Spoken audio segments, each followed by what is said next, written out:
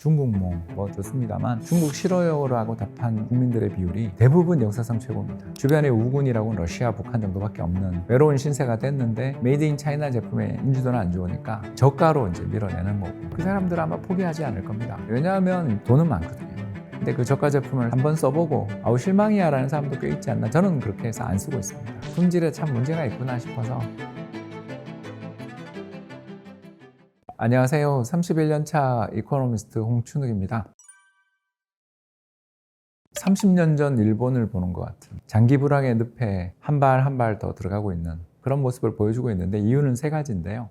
첫 번째는 주택 가격의 하락폭이 너무 커지고 가팔라지고 있습니다. 그래서 2021년 공동부유 정책 시행한 다음부터, 그러니까 덩쇼핑 했던 선부론이라고 있잖아요. 먼저 부자가 되라. 그리고 너네가 부자가 돼서 우리를 끌어달라라는 게 선부론인데, 2021년에 시진핑 주석이 공동부유 정책 우리 같이 가자라고 이제 이야기를 하면서 뭐 예를 들어서 대표적인 게 엔트그룹의 마윈 회장의 어떤 지분이나 이런 것들을 빼앗아버리고 또 디디 추신 같은 거대한 테크 기업이 미국에 상장하는 걸 막아버리는, 그래서 아주 빅테크 기업의 부자들의 재산을 불리지 못하게 하거나 빼앗아버리는 그런 정책을 펼치는 것과 함께 다른 한편으로는 부동산 가격의 상승을 주도하고 있는 건 부동산 개발업체들이 너무 비싸게 팔고 있고 이자들이 버블을 부추긴다라는 생각하에서 헝다나 뭐 컨트리 가든 같은 중국을 대표하는 대형 개발업체들에 대한 대출을 조이면서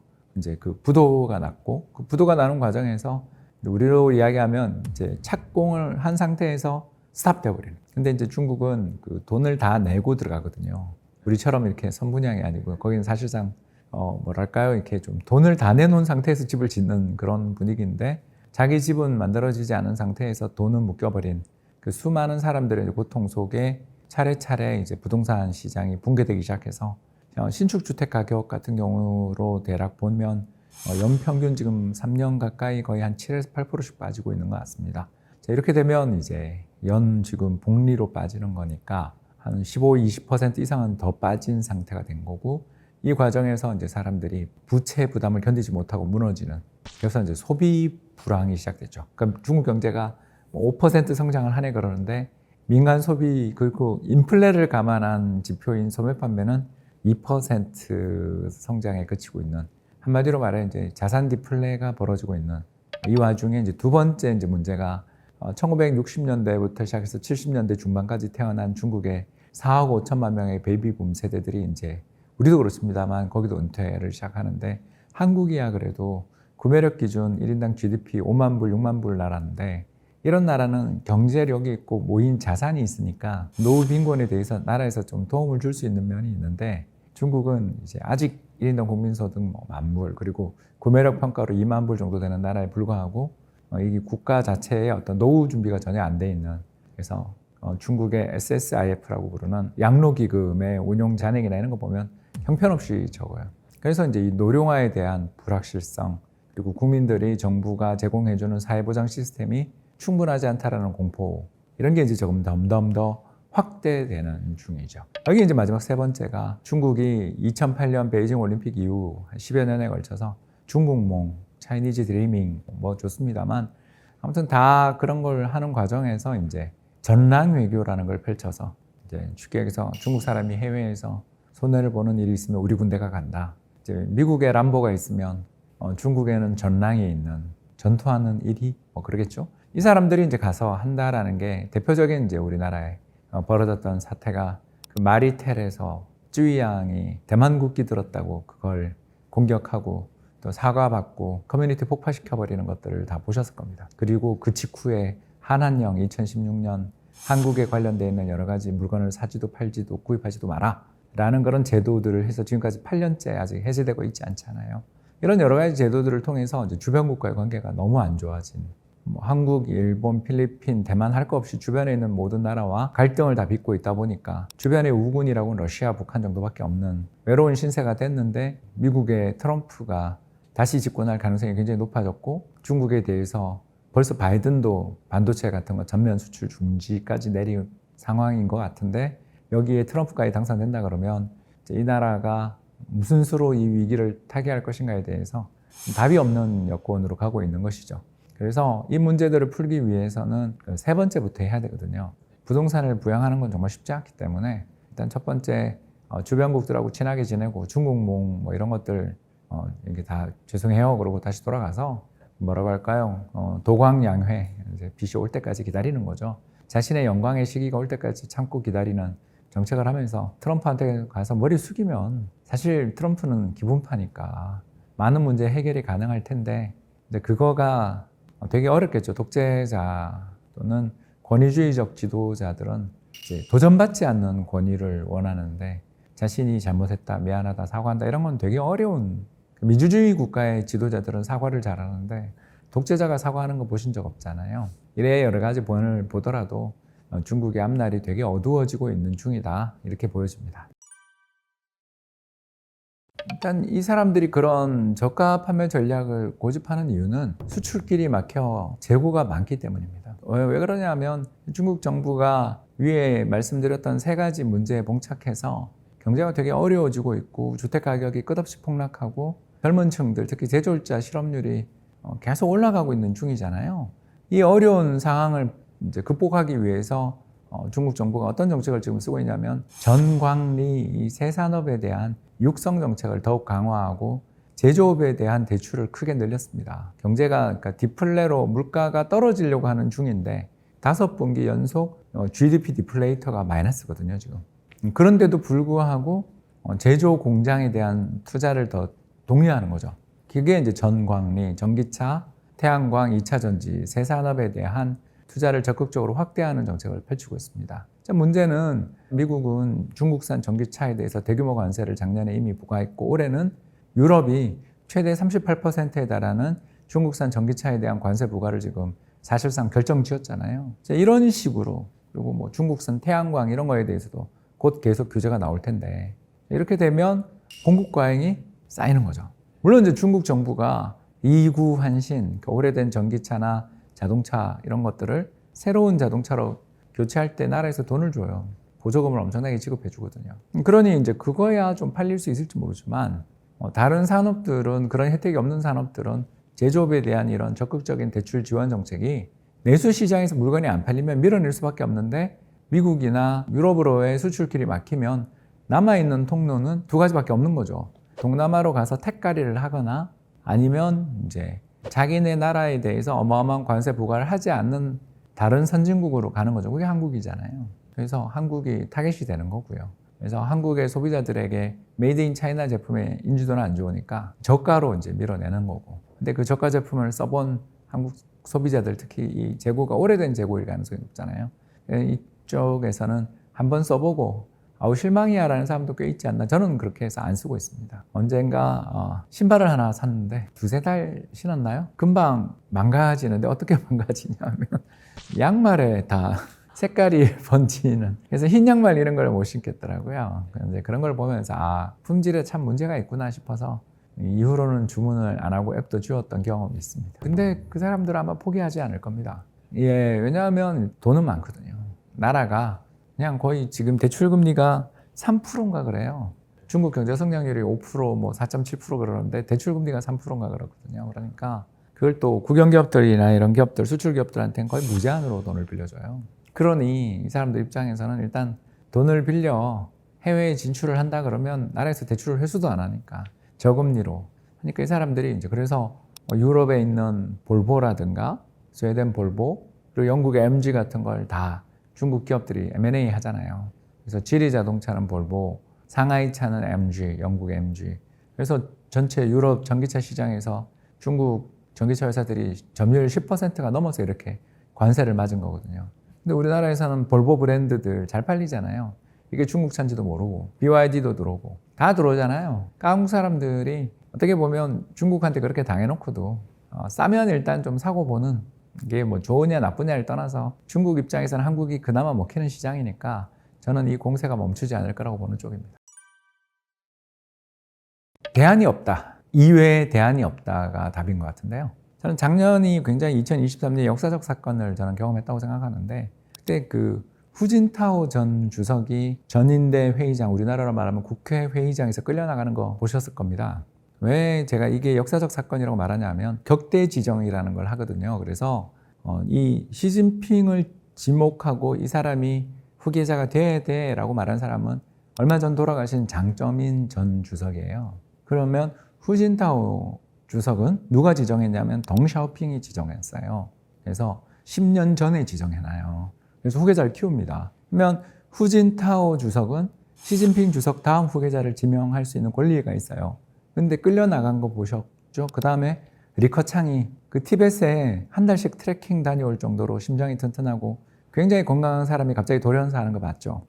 이런 걸 보면 우리는 알 수 있는 거죠. 집단 체제에서 이제 이 사람의 1인 독주로 가고 있고 또 이 사람을 예를 들어서 그 당 원로들이 몰아낸다 하더라도 유력한 대안을 찾지 못하면 더 큰 혼란을 유발할 수 있다라는 대안 부재에 따른 또 권위가 생기거든요. 우리가 이제 북한에 대해서 걱정하는 게 이런 거잖아요. 예를 들어서 김정은 국방위원장이 뭐라고 불러야 될지 모르겠습니다만 아무튼 북한의 최고 지도자가 갑자기 유고가 발생한다면 정말 그 여동생이나 딸이 될 건가? 이런 거가 우리는 되게 무서운 거잖아요. 왜냐하면 무정부가 사실 제일 무섭거든요. 그래서 이미 경제는 내부에서 다 붕괴됐다 그러지만 이제 선군 정치에서 군사력으로 먹고 살고 또 군대에 이번에 뭐 이상한 나뭇잎 지뢰 이런 것들 막 설치하는 것만 보더라도 러시아의 무기 수출에서 벌어들인 돈은 다 국방 강화, 핵무기 만드는 데 쓰는 국가란 말이에요. 저 국가가 만약에 붕괴돼서 그게 각 지역 군벌들이나 어떤 지도자들이 핵무기 하나씩 들고 활가한다고 한번 생각해 보십시오. 지금보다 더 상태가 나빠질 수 있나 싶지만 더 나빠질 수도 있거든요. 중국은 실제로 1920년대 군벌 전쟁 당시에 국가에 수십 개의 군벌로 찢어졌다가 그게 장개석에 의해서 통일되는 과정에서 피를 받고 또 그 과정에 그걸 이용한 일본의 만주 침략과 중일 전쟁으로 인해서 국가가 정말 수십 년에 걸쳐서 내전 상태에 빠졌던 경험이 있어요. 그 트라우마가 있는데 이자가 마음에 안 들어. 나는 딴 사람을 안 칠래. 라는 대안이 사라졌는데 지금 어떻게 할 거냐라는 거죠. 그러면 이건 이 사람의 권력이 뭐 어떻게 뺏긴다든가 이 사람을 대체할 만한 누가 나온다라는 걸 지금 적어도 현 수준에서 우리가 상상하기는 좀 어렵다. 주요 선진국을 대상으로 해서 미국의 퓨 리서치라는 곳에서 대중 우호도 조사를 하는데 23개 나라인가 25개 나라 정도를 합니다. 근데 그 대부분이 역사상 최악이에요. 중국 싫어요라고 답한 국민들의 비율이 대부분 역사상 최고입니다. 그래서 극히 일부 나라, 뭐 싱가포르나 몇 나라를 제외하고는 이제 화교가 사는 나라들을 제외하고는 대부분 특히 미국 같은 데는 100명 중에 83명이 중국 싫어요라고 답합니다. 우리가 더 높고요. 그만큼 중국을 싫어하게 되는 거죠. 전랑 외교가 2008년부터 거기다가 이제 소분홍이라고 하죠. 인터넷에서 댓글단들 세계에서 가장 조직적으로 대규모로 운영하는 나라가 중국이라는 거 다 알려져 있잖아요. 그래서 맨날 뭐 자기들 중국에 대해서 조금만 이상하게 말하는 사람이 있으면 가서 다 테러해버리고 댓글 테러해버리고 또 보복하고 이제는 국가보안법까지 통과시켜서 해외에서 중국에 대해서 안 좋게 이야기하는 사람들이 만약에 홍콩이나 중국 같은 데서 중간기착지로 내리면 체포할 수 있는 상황이잖아요. 이런 식의 정책들을 계속 펼쳐나가면서 주변국과 불화하고 있고 특히 얼마 전에는 카슈미르 지역에서 인도군과 함께 유혈 충돌이 벌어져서 수백 명이 죽거나 다쳤습니다.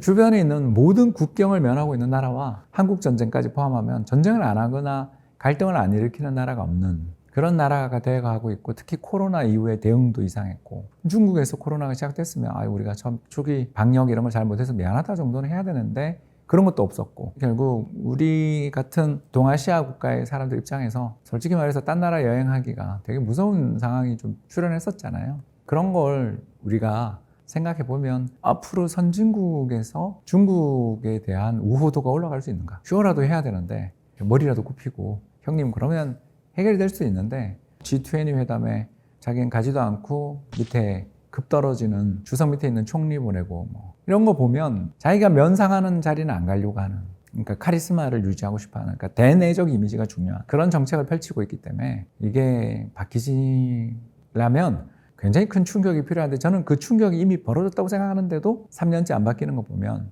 부동산 시장이 이렇게 붕괴되고 있는데도 그 정책을 그럼 잘못한 거잖아요. 나 공동부유 정책 그때 타이밍이 안 좋았어 미안해요 그러고 캔슬하고 부동산 회사들한테 다시 제출해 주겠다 그러고 저기 소비를 더 부양하기 위해서 뭐 예를 들어서 이구환신이 아니라 감세 이런 걸 한다든가 뭐 아무튼 그 정부가 소비를 부양하는 방향으로 갔으면 이게 또 다른 나라 기업들에게 문을 열어준다든가 한한령 그런 것도 결국은 우리에 대한 무역 보복이었잖아요. 그런 걸 해제해서 중국 시장에 외국 기업들이 자유롭게 들어와서 장사할 수 있게 그런 걸 해주는 것이 어떻게 보면 이 분위기를 완화시킬 수 있을 텐데 그냥 딴 나라에서 수입은 안 하고 또 무슨 일만 생기면 무역 보복은 칼같이 하면서 자기네 시장은 굉장히 국수주의적으로 폐쇄적으로 그리고 H&M 매장 이런 거랑 가서 두들겨 패서 부수고 옛날 렉서스 차 불태우고 한때 중국 시장에서 1위를 달리던 갤럭시 스마트폰 자취를 감추고 이 사례에서 보는 것처럼 중국이 불경기를 타개하기 위해 국민 감정을 부각시키는 방향으로 가는 거 아닌가. 그래서 대만 전쟁을 겁내는 거죠. 이 정도로 위험한 상황인데 중국에 대한 우호도가 올라간다라는 건 기대하기 어렵다. 좀 그렇게 생각합니다. 그 트럼프와 시진핑 주석 사이에는 일단 구원이 있잖아요. 2016년부터 2020년 사이에 중국을 트럼프가 계속 두들기는 과정에서 중국도 미국산 제품이나 이런 것들에 대해서 역으로 관세 부과하고 보복했잖아요. 그래서 둘 다 쌓여 있는 상태에서 트럼프가 미래에 펼칠 정책에 대해서 시진핑 주석 쪽에서 잘못 판단할 수도 있는 거죠. 그러니까 어떤 잘못 판단이냐면 바로 트럼프 대통령이 대만에 대해서 굉장히 싫어하는 티를 냈잖아요. 대만의 반도체 회사들은 미국의 보험을 받으며 비용은 하나도 지불하지 않고 있다. 굉장히 의미심장한 발언이었고 이 말은 시진핑 주석 입장에서 우리가 대만에 침공을 하거나 대만을 봉쇄하거나 대만의 미사일 공격 등등을 하는 경우에 미국이 개입하지 않을 거라고 판단할 수도 있죠. 이게 이제 우리가 푸틴의 우크라이나 침공이 이런 맥락에서 이해가 될 수 있는 거잖아요. 어차피 나토라는 건 거의 No Action Talk Only 조직인데 그 나토에 우크라이나가 들어가냐 그게 무슨 전쟁의 명분이 돼요. 사실 서유럽에 있는 국가들은 옛날 코소보 사태 때부터 지금까지 30년 동안 무기력 그 자체에 불과한 나라들인데 거기 뭐 나토를 들어가네 마네 결국 푸틴 입장에서 우크라이나를 그렇게 침공하는 것 자체가 자신한테 그렇게 이익이 되는 게 국가 경제적으로 볼 때 이익이 되는 게 거의 없는 나라인데 거길 굳이 가잖아요. 그 이유가 뭐냐 하면 결국 2020년을 전후해서 벌어졌던 연금개혁 때문에 자기가 다음 선거에서 되게 어려운 처지에 처했기 때문에 그 연금개혁으로 인해 떨어진 지지율을 만회할 목적으로 이렇게 전쟁을 한 거고 또 이번에 연임했잖아요. 그리고 자신의 라이벌들을 계속 형무소에 있는 사람들을 죽이고 있잖아요. 이런 사례에서 보는 것처럼 권위주의적 국가의 독재자들은 카리스마 넘치는 지도자들은 자신에게 처한 위기를 군사적 모험으로 타개하려는 그런 성향을 보일 수도 있죠. 그리고 이 트럼프의 대만에 대한 공격은 시 주석 입장에서 본다면 우리 그러면 이렇게 어려운 거 대만 점령해서 거기 TSMC를 우리 걸 만들어서 우리가 반도체 자립을 해나가고 미국에 대해서 우리가 역으로 봉쇄할 수 있는 거 아니야? 라고 계산할 수도 있는 거잖아요. 그렇기 때문에 트럼프 대통령의 당선 가능성이 높아진 것은 물론 세계 경제의 전체 측면에서 손익이 어떻게 될지 모르겠습니다만 적어도 아시아에 있는 국가 입장에서 볼 때는 점점 중국이 자산 가격 하락에서부터 시작된 경제의 전반적인 수요 위축이 경제를 수렁으로 끌고 가는 그런 일을 타개할 목적으로 모험주의적인 정책을 펼칠 수 있다는 그런 공포감을 불러일으키는 그런 면이 있다고 볼 수 있겠습니다. 1978년 덩샤오핑의 개혁 개방 이후에 중국이 기적을 쓴 나라잖아요. 60, 70년대는 한국이 기적을 쓴 나라고 70년대 이후 80년대, 90년대는 중국이 기적을 쓴 나라고 이제 지금은 인도 겐지즈강의 기적을 쓰고 있죠. 그래서 남들이 이 나라가 잘 될 거야, 이 나라가 미래가 밝아라고 아무도 생각하지 않을 때 성공했던 그 저력이 있는 나라라. 솔직히 말해서 지도자가 정책만 바꾸면 바로 살아날 여지가 충분한 나라고 특히 이 나라가 가지고 있는 그 단기간에 달성해낸 그 세 가지의 위협이 있거든요. 첫 번째 위협은 세계 최저의 제조 국가, 두 번째는 세계 최대의 외환보유고, 세 번째는 국민들이 특히 나이 드신 분들이 자신을 가난해서 끌어올려서 어느 정도 먹고 살 수 있는 그러니까 최악의 빈곤을 퇴치해준 정부에 대한 지지가 있는 이 세 가지 자산이 굉장히 큰 자산이잖아요. 이 자산을 들고 저렇게 헛짓을 하니 그러니까 스스로가 만든 수렁에 빠지고 있는 나라라는 생각을 저는 좀 하는 거죠. 그래서 정책이 바뀌면 금방 좋아질 나라. 그러나 정책을 이미 3년째 했는데 앞으로도 또 3년이 더 간다 그러면 정책이 바뀌어도 쉽지 않아지겠죠. 왜냐하면 이제 제조 설비는 남아돌고 외환보유고는 어마어마한 무역흑자에도 불구하고 줄어들 거고 국민들의 신뢰가 불황이 3년 아니라 4년, 5년, 6년 가면 결국 공산당에 대한 신뢰가 무너지지 않을까? 이 세 가지의 귀한 자산이 있을 때 빨리 정책을 취했으면 하는 게 저 같은 경제학자들의 소망인데 일단 실현 가능성이 없어 보여서 걱정입니다. 과거 10년의 노동시장의 지옥은 끝났다. 선호하지 않는 일자리일 가능성은 있지만 임금은 그렇게 낮지 않을 것이다. 높은 연봉을 받는 블루칼라 노동자들이 늘어날 가능성이 있고요. 인공지능 혁명이 벌어지는 과정에서 현재로는 사무직이 좀 문제가 되지 않냐라는 의견들이 많고 특히 이번에 테슬라가 또 한 10몇 프로 자르죠.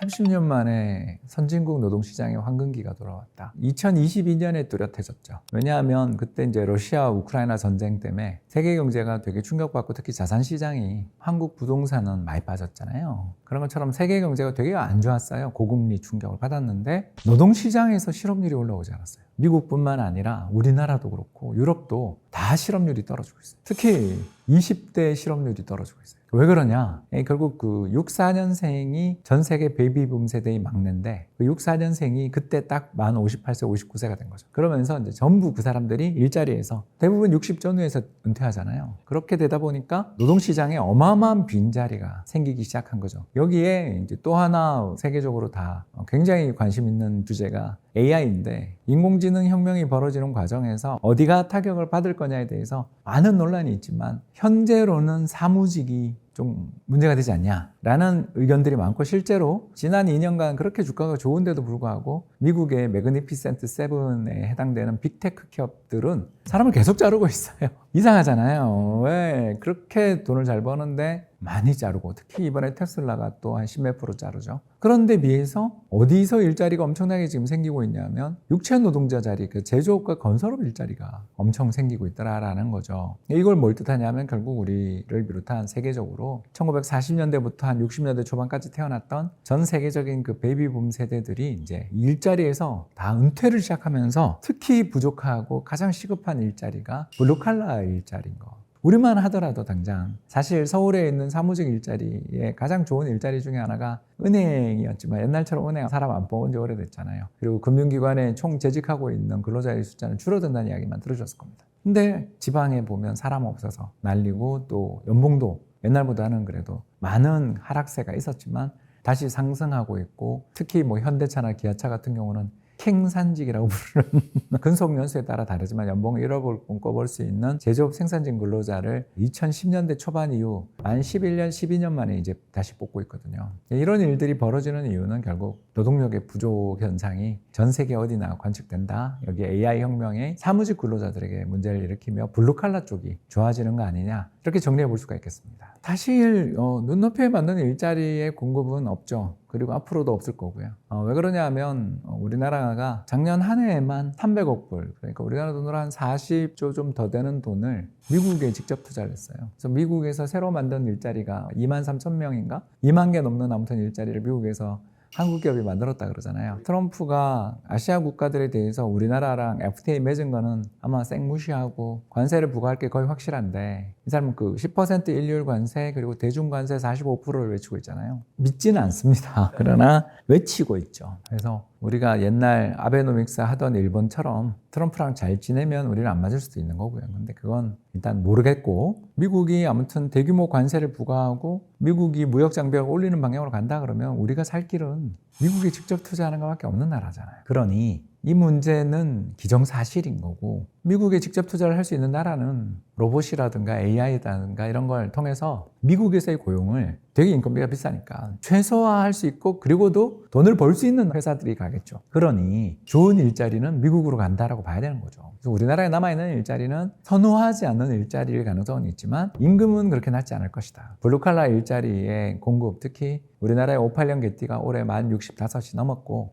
생활의 달인에 나오시는 30년째 같은 도구를 쓰면서 일하고 계시던 재화공들 뭐 이런 분들 많이 보잖아요. 그런 분들이 이제 도저히 일자리를 버틸 수 없게 된 분들이 나가게 되면 그 일자리를 누군가 물려받아야 되는데 그분하고 똑같은 월급 또는 그 이상을 주지 않고서는 넌 지금 기술을 배우러 왔으니까 그냥 다녀 이렇게 이야기하는 도제식의 문화는 이제 멸망했고 이미 끝났고 이제는 그 사람의 생산성, 그 사람의 노동력, 시장에서의 대체 가능성을 염두에 둔 연봉을 줘야 되기 때문에 고소득 근로자라고 해야 될지 아니면 생각보다는 높은 연봉을 받는 블루칼라 노동자들이 늘어날 가능성이 있고요. 그런데도 이 속도는 빠르지 않을 겁니다, 우리는. 왜냐하면 미국이나 다른 선진국과 달리 우리나라는 이제 막 이민을 본격적으로 대규모로 받는 나라거든요. 그래서 올해만 16만 9천 명인가의 E9 비자가 들어옵니다. 그 E9 비자가 뭐냐면 산업연수생 비자로 5년 뒤에 고국으로 돌아가야 되는 사람들 비자고요. 이분들이 현재 우리나라에 31만 명 정도 있었는데 올해만 이번에 쿼터가 16만 9천 명입니다. 그러니까 이분들 대부분이 이제 조선소와 시설 채소 재배 농가 쪽으로 가는데 이분들이 이렇게까지 많이 들어오게 된다는 건 결국 한국의 블루칼라 노동자 일자리가 굉장히 공급이 적다라는 걸 뜻하는 거니까 여기 외국인들을 쓰고 또 말도 안 통하는 외국인들을 쓰느니 한국의 젊은 사람들이 와서 한다 그러면 E9 비자 받는 분들은 최저임금 받으실 테니까 그분보다는 더 줘야 되지 않겠어요? 선후 관계들을 생각해 볼 때 한국의 블루칼라 일자리가 선진국처럼 그렇게 아주 가파른 임금 상승을 경험할 것 같지는 않지만 그러나 과거 10년의 노동시장의 지옥은 끝났다. 이렇게 보여집니다. 우리가 2013년부터 2021년 정도까지가 이제 노동시장의 지옥이었다고 펼쳐질 수 있는, 즉 베이비붐 세대의 은퇴는 지연되면서 눈높이에 맞는 일자리 공급은 없는 그런 시기였다고 볼 수 있겠습니다. 근데 우리나라는 이제 1인당 GDP 성장률을 봐야죠. 왜냐하면 우리는 인구가 감소하는 나라니까 경제 성장률은 이제 중요한 지표가 아니죠. 우리가 봐야 될 핵심 지표는 1인당 성장률이죠. 1인당 GDP 성장률. 왜냐하면 인구는 앞으로 줄게 돼 있잖아요. 그리고 아까 E9 비자 이야기했습니다만 산업연수생 비자를 받고 고국으로 돌아가신 분들을 대상으로 해서 예를 들어서 우리가 이제 그분이 한국에서 5년간 일하면서 기술 숙련 수준도 높고 한국어도 잘하니까 이분들을 예를 들어서 기술 이민을 받는다든가 그렇지 않습니까? 그래서 영주권을 주는 제도의 이민 제도 이런 것들을 거국적으로 해가지고 이 사람들 이민을 받고 이러면 인구 감소 문제는 금방 해결될 거예요. 미국도 어차피 백인 그 고학력자들의 출산율은 다 1명이에요. 1명 미만이에요. 그래서 그럼 그 미국이 인구 증가율이 1년에 1% 이상 나오는 이유가 뭐예요? 이렇게 물으면 다 이민자가 낳는 거잖아요. 우리도 이제 그렇게 각오를 하면 인구 감소를 금방 해결할 수 있어요. 우리나라 이민을 오겠다는 사람이 얼마나 많습니까? 그러나 정치적으로 되게 힘든 결정이잖아요. 그리고 우리나라는 정치적으로 힘든 결정은 무조건 미루는 나라잖아요. 국민연금 개혁 안 되는 거 보면 알잖아요. 국방 개혁 안 되잖아요. 이제 곧 남자애들 한 해 10만 명 태어나는데도 국방개혁 안 하잖아요. 이게 우리나라거든요. 그러니 현재 조건이 앞으로 계속된다고 가정하면 한국은 이제 1인당 소득 증가율은 세계적으로 보더라도 굉장히 높은 나라잖아요. 그건 가는 거죠. 다만 GDP 성장률은 이제 점점 0을 향해 가겠죠. 인구가 매년 1%, 2%씩 줄 텐데. 그러니 세계 경제가 성장하냐 이렇게 물으면 안 되고 1인당 GDP의 성장세는 오히려 탄력을 받을 수도 있는 거죠. 특히 경제활동 인구의 소득은 늘어날 수 있죠. 왜냐하면 은퇴 인구가 비경제활동 인구니까. 우리나라의 그 노동력 동향 그리고 임금 상세 통계들을 살펴보면 500만 원 이상의 연봉을 받던 분들의 재취업 일자리 당시 임금 하락률이 60%. 최저임금으로 가는 거죠. 이게 시사하는 바는 안타깝지만 은퇴하고 있는 베이비붐 세대들의 생산성이 낮다는 뜻입니다. 세상이 변하는 거에 잘 적응하지 못하신 분들이 많다. 예를 들어서 지금 AI 혁명이 와서 저만 해도 코파일럿 안 쓰고는 일이 안 되는 정도로 의지하면서 쓰고 있는데 과연 65세 이상의 우리 베이비붐 세대분들이 그거 쓰는 분이 얼마나 되겠는가. 그리고 자신들이 쓰고 있던 기술들이 이제 사회에서 필요 없는 기술이 된 분이 되게 많거든요. 가장 대표적인 게 최근에 기계공학과 입결 하락 아니겠어요? 현대차랑 기아차가 이제는 더 이상 내연기관 자동차 개발을 하지 않겠다라고 선언한 이후 현대차나 기아차 같은 우리나라 이 제조업체들의 입시 또는 사람들의 뽑는 패턴이 많이 달라진 걸 느끼지 않습니까? 지금 우리 MZ세대도 이렇게 급격한 변화에 적응하기가 힘든데 한 직장 30년씩 다니고 사회생활 30년 하신 분들이 은퇴하신 후에 새로운 사회에 쉽게 적응하겠는가? 그게 쉽지 않잖아요. 그래서 결국 블루칼라 일자리로 그분들이 가는 건데 그 블루칼라 일자리에서는 중요한 게 근력인데 그것도 쉽지 않은, 그래서 방금 말씀드린 최저임금 일자리로의 수렴이지 어떤 재취업을 과정을 통해서 새로운 발전 대전을 일으킨다라고 보기는 어려운 면이 있다. 그리고 또 우리나라 베이비붐 세대의 상당수는 대단히 부유하기 때문에 아마 그런 돈을 받고 일하려는 사람들도 분명히 많겠지만, 이전에 우리 해방 세대처럼 나이가 굉장히 많이 들어서도 일하려는 분들은 아마 저는 적을 것이다, 이렇게 봅니다. 그러니까 숫자는 많아 보이지만 그건 쪽수 때문이고, 노인들의 취업률은, 경제활동 참가율은 어쩌면 저는 지금이 피크일 수 있다고 생각하는 쪽이죠.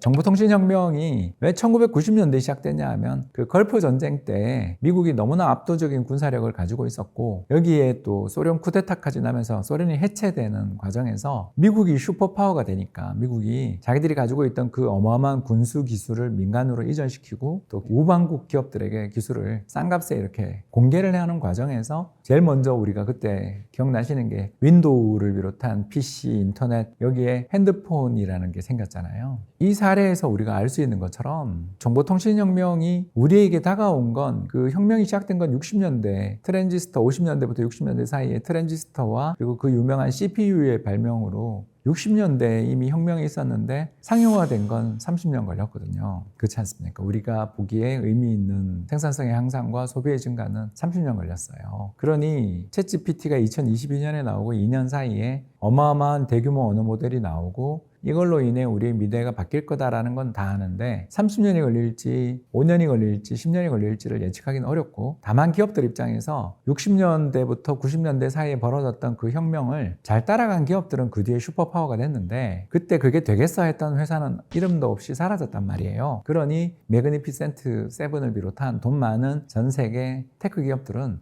여기에 투자를 하지 않는다라는 선택지는 없다고요. 그럼 투자하지 않는 선택지가 없다라는 건 곧 뭘 의미하냐면 자본 장비 투자와 고용의 증가를 뜻하잖아요. 그래서 그게 상용화가 되고 그게 되겠어라는 말은 그 뒤에 할 일이고, 일단 우리가 봐야 될 부분은 지금 이 벌어지고 있는 어마어마한 혁명 속에 리더들이 저렇게 뛰어갈 때 안 따라가면 다 죽는다라는 압박감을 느끼는 경제 상황이라, 이 경제 상황 속에서는 설비 투자와 테크 인력들의 고용이 폭발할 수밖에 없는 호황이다라는 걸 인정하라는 거죠. 그래서 노동시장이 2022년 그 큰 불황이 왔는데 챗GPT 한 방으로 불황을 극복하는 세상이 왔다라는 거죠. 테슬라조차 이번에 엔비디아에게 몇천억 불? 몇백억 불 정도에 달하는 어마어마한 AI 반도체를 주문하는 걸 봤잖아요. 자동차 회사조차 그렇게 투자를 해야 되는 상황인데, 어디가, 그러니까 지금 우리가 다 이야기하는 세 가지 분야, 대규모 언어 모델 우리가 일들을 하는 과정에서 일의 편의성을 주는 거에다가 아마존 같은 경우에 옛날 키바로 로봇 혁명을 일으키고, 이번에는 디지스로 또 다른 로봇 혁명을 일으키면서 물류센터를 전부 다 개혁하고 지금 바꿔나가고 있고, 마지막 세 번째는 미국 국방부가 가지고 있는 메이븐이라는 인공지능과 그리고 위성을 결합한 이 시스템을 통해서 2022년 우크라이나 전쟁 직전에 러시아가 침공할 거라는 거 다 파악해가지고 몇 월 며칠 날 침공한다까지 다 일러주고 침공 경로까지 다 가르쳐주고 하는 거 다 봤잖아요. 이게 지금 침투 안 하는 데가 없이 그 선두주자는 다 하는데 그게 돈이 되냐는 다 문제라니까요. 그건 10년이 걸릴지 30년이 걸릴지 저도 몰라요. 그러나 인텔이 CPU를 만들고 트랜지스터가 나오고 발광 다이오드가 나오고 낸드 플래시 메모리에 대한 아이디어가 나올 때 그걸 무시한 회사와, 야 이게 된다, 일단 여기다 돈은 넣어, 우리는 이거는 같이 가야 돼 라고 한 회사 사이에 하늘과 땅 차이 경쟁력이 벌어진 걸 지난 30년, 90년대 이후 지금까지 30년 동안 다 봤는데, 이번에 뭔지 모르지만 큰 게 왔다는 건 느끼는데 여기서 입 다물고 나 안 해도 돼라고 말하면 미래가 없는 회사죠. 그걸 돈이 되겠어 라고 말하는 건, 그건 죄송합니다, 우리가 판단할 문제가 아니라는 거예요. 세계의 리더들이 판단하면, 그리고 그 리더들이 그렇게 가면 우리 같은 장삼 이사들은 따라가는 거지. 그리고 그걸 어떻게든 따라가기 위해 공부하고 노력하고 뭐라도 써보려고 노력하는 수밖에 없는 거지. 그게 되겠어의 태도는 굉장히 위험한 태도라는 거죠. 트럼프 때문에 미국 반도체 기업 주가 폭락한다 그러지만 트럼프를 가장 열심히 지지하고 있는 앨런 머스크가 AI 반도체 그렇게 열심히 투자하고 있는데, 저 양반이 지금이야 선거 전이니까 막 던지는 거지만, 지지를 얻기 위해 던지지만 막상 선거에서 당선된 다음에 또 어떻게 바뀔지 누가 아냐고요. 그래서 또 여기서 주가를 폭락시키고 나면 당장 중간선거에서 참패할 수 있잖아요. 그러면 자기 정책 하나도 펼치지 못하는데, 더 나가서 지금 글로벌 직접 투자 그리고 AI 반도체 투자가 가장 많이 이루어지는 지역이 트럼프의 최대 텃밭인 텍사스인데, 텍사스 경제에 안 좋은 일을 계속적으로 밀고 나가면, 그가 정권을 잡더라도 밀고 나감에 있어서 공화당 내에 반발이 얼마나 클 텐데, 한국 사람이 한국 주식 사야 된다고? 그건 정부가 알아서 하는 거고. 어차피 여기서도 외국인 취급 당하고 있는데 우리도 쿨하자. 그 꼴을 왜 당하면서 미래를 못 버리냐. 뭐 밸류업? 그걸 믿어요? 아무런 조치가 없는데 이 시장은 돈을 뽑아가는 거 IPO나 증자해서 뽑아갈 때만 주주님이고 그 다음부터는 끝내기 손님이라고요.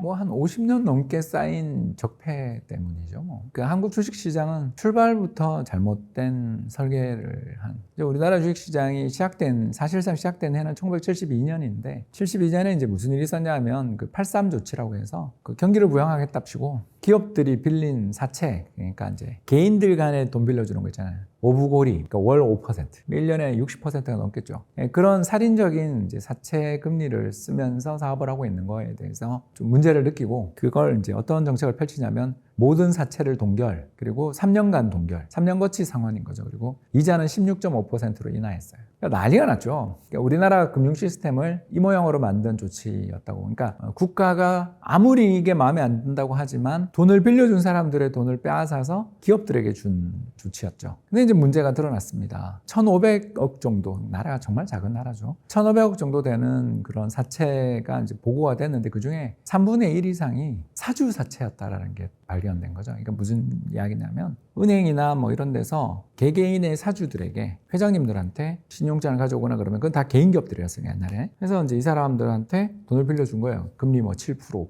근데 그걸 자기 회사에 50% 이자를 받고 빌려주는 자기 회사로 돈들이를 한 거죠. 왜 그러냐면 이제 당연히 이 사람 입장에서는 자기가 인보증도 서고 그리고 이걸 하기 위해서 자기 회사니까 매출을 계속 만들어내기 위해서 자기가 얼마나 노력하고 있는데 또 내가 이 리스크를 무릅쓰고 장사를 하는데 내가 내 회사한테 돈 빌려주는 게 뭐가 문제야? 이렇게 생각을 했겠죠. 그러나 국민 감정이라는 게 그때부터 부각이 돼서 불길처럼 난리가 났어요. 그래서 그때 대기업 사주만 14명 구속됐습니다. 이제 그런 일을 하면서 1973년에 이제 그 유명한 강제 상장 조치라는 걸 하게 되는데요. 그 350개 기업을 찍습니다. 한국을 대표하는 350개 기업을 찍어서 그 350개 기업들은 모두 상장해. 라며 이제 뭐라고 이야기하냐면 회사는 오너의 것이 아니라 너네는 이번에 사채 동결로 엄청난 혜택을 받고 국민들이 피해를 봐서 너네를 살리잖아. 그러니까 너네 주식을 국민들에게 나눠줘. 라고 이야기를 하면서 두 가지를 이제 조건을 거는데 하나는 액면가로 상장을 하고 그러니까 완전 이거가 말이 안 되는 거죠. 500원입니다. 500원에 상장을 하면서 매년 50원씩 배당해. 라고 하니까 이제 기업들이 난리가 났죠. 그러니까 이제 또 그 다음에 뭐라고 하냐면 대신 너네의 경영권은 영원히까지는 모르지만 내가 직을 걸고 보장해 주겠다. 이런 이제 딜을 친 거예요. 그래도 상장을 안 하니까 1974년에 이제 한 번 더 전부 너네 이거 상장 안 하면 세무조사하고 회사를 내가 망가뜨리겠다라고까지 나와서 결국 그때 300개 이상의 기업들이 1974년에 상장해서 우리나라의 종합주가 지수로서 상장된 기업들의 의미가 있는 지수는 1975년에 만들어졌다고 보실 수 있습니다. 다우존스 평균 지수처럼 만들었죠. 이 사례에서 이제 우리가 하나 느낄 수 있는 건 쌍방과실이지만 자기 알토란 같은 기업의 주식을 주당 500원이라는 헐값에 상장하고 그때부터 6년간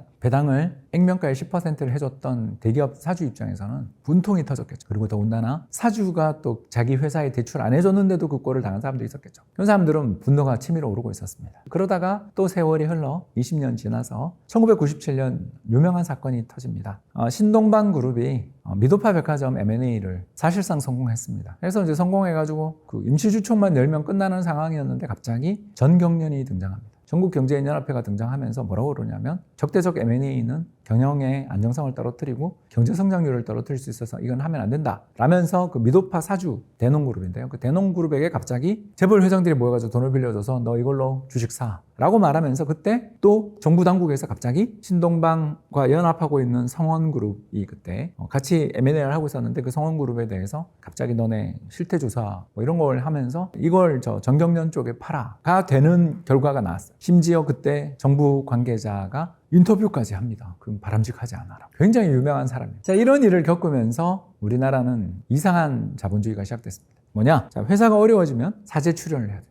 태형. 그죠? 윤 회장님 일가가 막 지분을 포기하고 막 내놓고 사재를 출연하죠. 회사를 경영하는 과정에서 이 회사가 망하면 자기 지분만 포기하면 그만인데 우리나라는 회장님이 사재를 출연해야 돼요. 반대로 이 회장님이 그렇게 사재를 출연해서 이 회사를 키운 사장님이 적대적 M&A의 공세에 노출되면 나라가 개입해서 이 사장님, 회장님의 경영권을 보장해줘요. 한진칼 M&A, 삼성물산 모직 M&A 때 기억나시죠? 나라님이 갑자기 개입하잖아요. 이런 시스템이 우리 한국 주식시장의 구조예요. 자, 그렇다면 내가 힘들 때 사제 출연도 하고 말이야. 내 경영권은 전혀 뺏길 가능성도 없어요. 자, 그런 사람 입장에서 일반 주주를 보면 어떤 생각하겠어요? 그냥 뜨내기죠. 뜨내기 손님이라고요. 역 앞에 있는 식당이 맛이 없는 이유랑 똑같단 말이에요. 그냥 왔다 가는 사람이고 쟤들한테 신경을 쓸 이유가 없죠. 그래서 우리나라가 전 세계 주식시장에서 배당 수익률도 제일 낮고 자사주 매입 소각도 안 하는 그런 나라가 된 거예요. 주주 뺨따구를 때려도 아무 문제가 없는 나라가 된 거죠. 그래서 이번에 보시면 디모 그룹 보면 뭐 이익 하나도 못 나는 적자 기업이 시가총액이 알짜 기업보다 시가총액이 더 크니까 그거 합병시켜버리잖아요. 허당 기업의 자기 지분율이 높으니까. 그런 식으로 자신의 지배구조를 뭐 하기 위해서 또 엘모 그룹 같은 경우는 자회사 분할 상장시켜서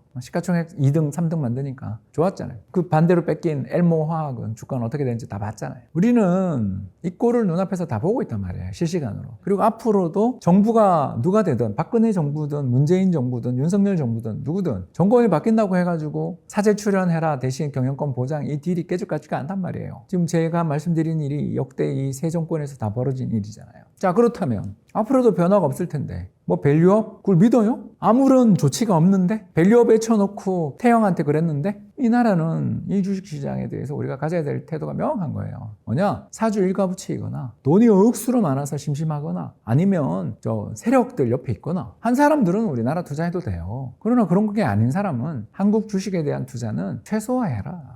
이 시장은 주주들로부터 돈을 뽑아가는 거, IPO나 증자해서 뽑아갈 때만 주주님이고 그 다음부터는 너 난 모르는 사이인데 하는 시장이다. 뭐 우리도 쿨하자. 그 꼴을 왜 당하면서 미래를 못 버리냐. 한국 사람이 한국 주식 사야 된다고? 그거는 정부가 알아서 하는 거고 우리는 우리에게 이익이 되는 방향으로 가자. 이걸 저희들은 이제 홈바이어스를 버려라 라고 외치는 건데 친숙한 우리나라 회사 주식부터 사는 이런 잘못된 습관, 관습을 빨리 버려라. 어차피 이제 금융소득세, 금융투자소득세 도입돼서 매매 차익에 대한 과세까지도 이어지기 때문에 해외 주식 투자가 훨씬 더 세금 면에서도 유리하니까 배당도 잘 주고 자사주 매입도 잘 해주는 해외 기업 공부해가지고 또 요새 AI 혁명 덕분에 실시간으로 그 회사에서 발간한 PDF 자료 이런 거 다 우리나라 말로 기가 막히게 번역해 주는데 어차피 여기서도 외국인 취급당하고 있는데 뜨내기 취급당하고 있는데 딴 나라가 투자하는 게 훨씬 낫지 않냐라는 생각을 가지는 거죠. 그러니까 자주 폭락이 오잖아요. 그럼 그때 사야지. 왜 오른 다음 사냐고요. 이제 보나마나 증자하고 물적 분할하고 합병시킬 텐데 왜 오를 때 사냐고요. 폭락할 때 사야지. 그때 사면 되죠. 외국인도 다 팔고 떠나면서 나라 망한다 그럴 때 좋은 회사를 사놨다가 지금처럼 다들 주식 안 하던 사람 덤벼들 때 감사합니다 그러고 팔고 나가면 되는 거지. 한국 주식을 하지 말라는 게 아니라 장기 투자를 하라는 둥, 뭐 우량주에 뭐 묻어두라는 둥 같은 이런 이야기에 현혹되지 마라. 이건 마케팅에 불과하다. 장기 투자해도 될 만한 회사를 고를 능력이 없지 않냐 라는 이야기죠. 어렵게 이야기할 필요가 없어요. 능력자는 해도 돼요. 근데 그 능력자는 한국에 안 해도 딴 데서 더 잘할 수 있지 않냐. 그러니까 그 여러 가지 시장 중에 하나다. 그리고 이 시장은 우리한테 보답한 적이 없으니까 우리도 관심을 끄자. 괜히 헤어진 연인한테 미련을 갖고 질척거리면 스토커가 된다. 그러니까 스토커 투자를 하지 말자라는 거죠. 한국에서 모멘텀 투자가 최고입니다.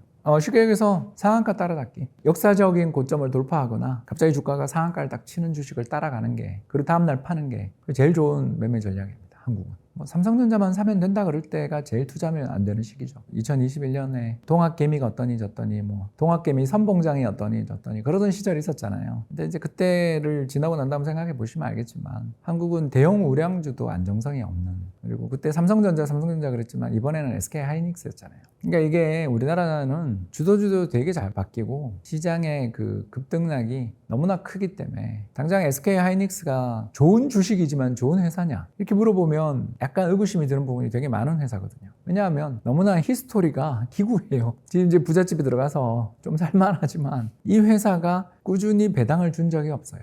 그런 회사가 좋은 회사인가? 굉장히 힘들었던 회사잖아요. 그러니 대부분의 투자자들은 HBM 반도체라는 거, 메모리라는 거 아무도 몰랐으니까 저도 몰랐어요. 그런 게 있는지도 몰랐는데 갑자기 SK하이닉스가 터지는 거 보고 뒤따라가서 사잖아요. 그러면 이 SK하이닉스가 앞으로 주식의 안정성이 있을 것인가? 이 회사가 벌어들이는 이익의 60%를 선진국처럼 30% 배당하고 30%를 자사주 매입 소각해주는 그리고 주가가 폭락할수록 더 자사주를 매입 많이 소각해주는 그런 회사로서 앞으로 자본 정책이 나올 것인가? 이건 겪어봐야 아는 거 아니에요?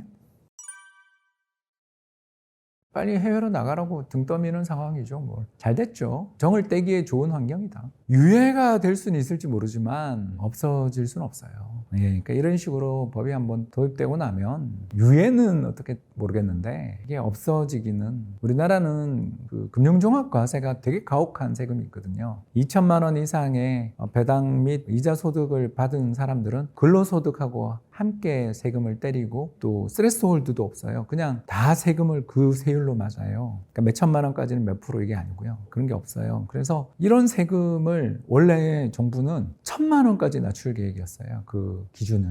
연 1,000만 원의 이자랑 원리금 소득에 대해서도 때리려고 그랬어요. 잠깐 중지돼 있는 상태거든요, 지금. 저는 1,000만 원까지도 갈 수 있다고 보는 사람이고요. 그런 식으로 우리는 세계에서 지금 제일 가파른 증세 국가거든요. 왜 그러냐 하면 건강보험 재정 펑크 나는 거랑 국민연금 펑크 날 걸 앞두고 지금처럼 세금 걷기 좋을 때 왕창 걷자가 정부의 지금 스탠스고 이 스탠스는 이 증세 기조 자체는 앞으로 달라지기 어려워요. 따라서 절세 계좌를 최대한 쓰시고 그 절세 계좌 한도를 넘어서는 돈은 해외로 가시는 게 맞다. 굉장히 좋은 투자 환경이 출현했다고 봅니다. 한국에 대한 정을 잘 떼주는 좋은 세금 제도다. 이제는 한국에 투자하지 않고 해외에서 벌어서 그 나라 세금 주고 오면 되죠. 손익통산인데다가 장기 보유에 따른 어떤 혜택도 있는 나라잖아요. 거기 가서도 단타 치겠다면 뭐 저는 할 말은 없고요. 다들 많이들 가세요. 뭐 우리나라는 기업도 떠나고 부자도 떠나는 그런 나라가 되겠죠. 그러니까 바뀌지 않는다면. 부자와 기업을 내쫓는 정책이 계속된다면 어쩔 수 없잖아요. 그러니 제가 한국 주식에 대해서 폭락할 때만 사라. 이 수요 기반, 국가 내부의 수요 기반은 계속 약화되고 또 소액주주들이 그 통합개미로 들어오신 분들이 실망하고 떠나면 떠날수록 대주주들의 그 권력, 대주주들의 기업 장악력은 더 커지니까 더 소액주주를 흘 때에도 되잖아요. 그러니까 악순환이 계속 도는 거죠. 중국은 경제가 악순환이 도는 나라고 우린 주식시장에 악순환이 도는 나라니 한국 주식은 말 그대로 능력자들만 하는 곳이다. 여기는. 장기적으로 볼 때 이 회사가 계속 주주에 대해서 배당도 잘해주고 매출도 성장할 가능성이 있고 이 회사의 기술력이 탄탄하다. 그런 회사를 고를 능력 있는 분이 사면 되는 시장이지 그냥 무지성으로 뭐 대형주 사면 되지 않겠어? 대형 우량주, 우리나라 우량주가 어디 있어요? 제가 아까 방금 이야기했던 그 우량주의 잣대 SK하이닉스도 앞으로 지켜봐야 될 정도인 게 현실인데 우리나라에 그런 장기 투자할 만한 우량주라는 게 몇 개 있는지를 한번 생각해 보라는 거예요. 현대자동차조차 2020년에 배당 삭감하고 제로 줬어요. 현대차 우선주가 세상에 배당을 안 줬어요. 그게 우리나라입니다. 저도 현대차 주주로서 한국에 몇 없는 저는 우량주라고 생각하거든요. 현대차가. 세계 시장에 나가서 해외에 나가서 보면 현대차만큼 앞으로 미래가 밝은 회사가 거의 안 보여요. 그래서 현대차 주주로서 오랫동안 저도 투자를 하고 있지만 2020년에는 정말 혹했습니다. 배당을 더 챙겨줘야 될 우선주조차 배당을 지급 정지를 했어요. 예, 이게 우리나라입니다. 그런 판에 그냥 시장이 패닉에 빠지고 한국 주식 투자하면 다 바보다 소리에 대해서 다 이제 동의하면 그때 들어가면 되는 거죠. 역발상 투자가 한국에서 최대선의 투자 전략이다. 이 말씀 드리고 싶습니다. 어차피 뭐 우리나라 주식시장은 늘 만년 침체였는데 한국 경제는 잘 나가잖아요. 뭐 별로 상관없습니다. 우리는 부동산이 중요합니다. 예, 한국은 부동산이에요. 부동산이 앞으로 어떻게 되느냐가 중요하지 경제에. 뭐 당장 지방에 미분양 좀 늘어나니까 바로 부동산 프로젝트 파이낸싱 문제 때문에 난리잖아요. 한국은 주식이 침체되는 거에 대해서는 별로 관심 없고요. 중요한 건 부동산이죠. 정부의 관심도 부동산에 있습니다. 네, 그래서 한국에서 투자를 할 거면 잘 골라서 똘똘한 한 채. 왜냐면 다주택자는 아직도 힘드니까 똘똘한 한 채로 집 사는 게 한국에서 투자의 어떻게 보면 왕도였죠. 킹스 로드였습니다. 부동산은 다음 기회에 또 불러주십시오.